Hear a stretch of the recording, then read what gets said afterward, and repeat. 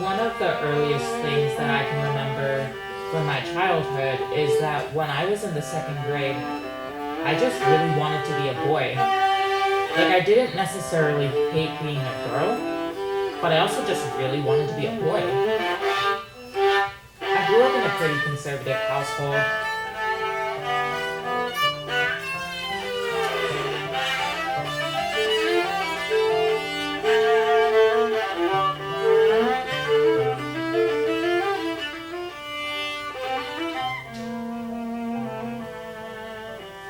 My mom is Filipino and grew up Catholic, and my dad grew up in the Midwestern United States.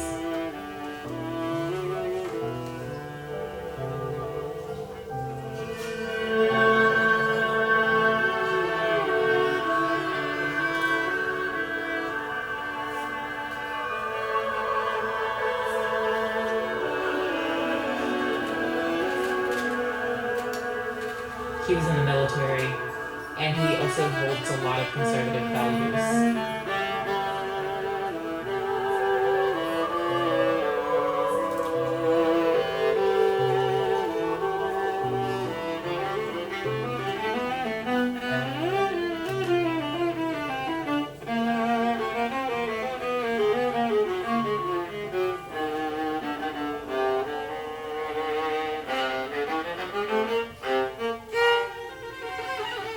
First place in the spelling bee goes to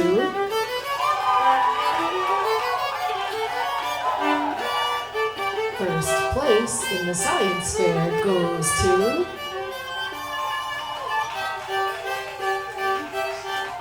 outstanding student of the year goes to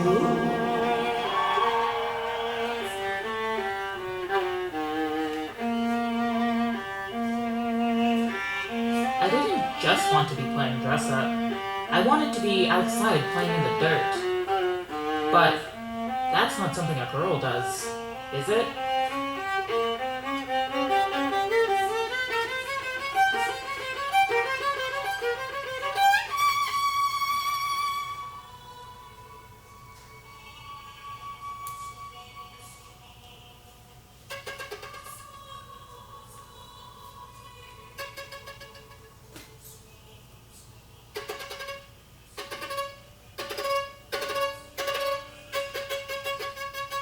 And then comes puberty.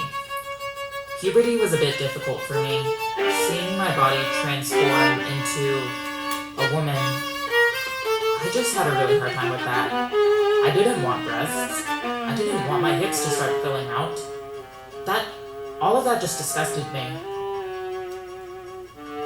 I remember my oldest sister being like, "Oh, congratulations, you're turning into a woman."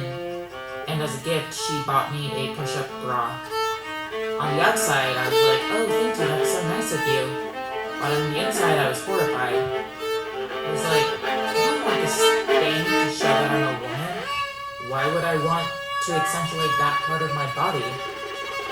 And so I did everything that I could to hide my chest.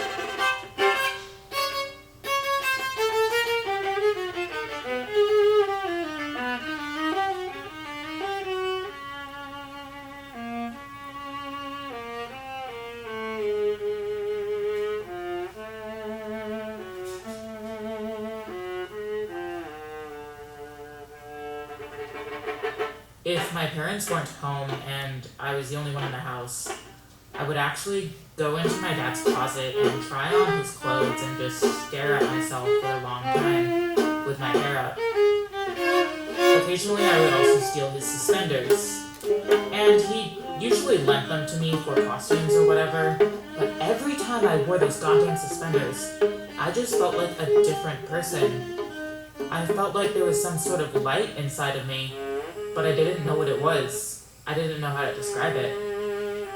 I just knew that it made me happy. Later, I came to learn that that's called gender euphoria.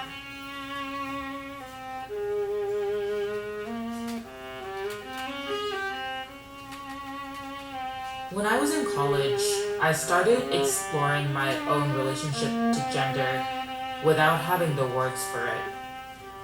I remember when I was a junior in undergrad, I decided, you know what? I'm going to stop shaving my body hair because that's dumb. The only reason that I'm shaving in the first place is because people expect me to do that. So I did, I stopped shaving. And again, it was that happy feeling that I didn't understand. Gender euphoria. I remember I contemplated and read countless articles on pronouns day in and day out for over a week. And then I made a bold step for me at the time by changing my pronouns on Instagram to she/they instead of she/her, and just having this feeling of liberation.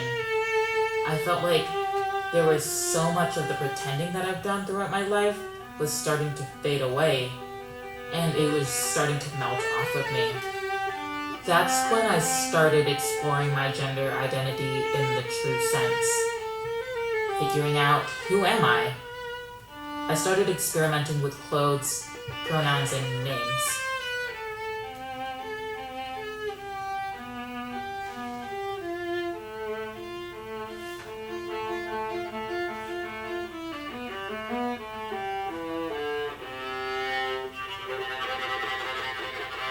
There's so much pain and self-gaslighting. I remember I'd be laying on my bed for hours upon hours not being able to think of anything else because all I could think about was, am I actually trans? Am I actually non-binary? Or am I just being a fake? Are people going to see right through me? And I wish that I didn't have to ask myself those questions because it would have saved me so much emotional turmoil. But unfortunately, that's just the reality of a lot of the lives of trans people. I think we tend to gaslight ourselves a lot because we think we're not queer enough, trans enough, gay enough, whatever, and people are just going to think we're faking it.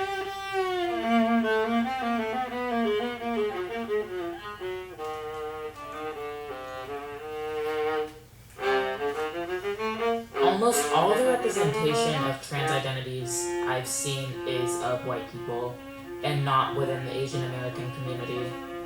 And I think because of this, I had a harder time seeing myself within the non-binary community just because I hadn't seen a lot of other non-binary Asian Americans. That was also partly why I didn't discover my identity until later in life.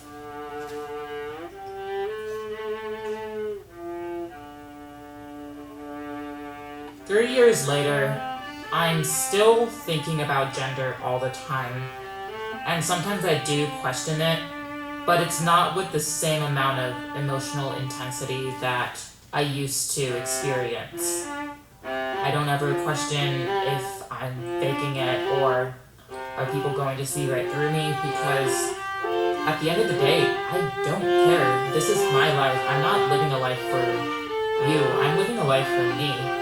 And if this is how I embody myself, then so be it.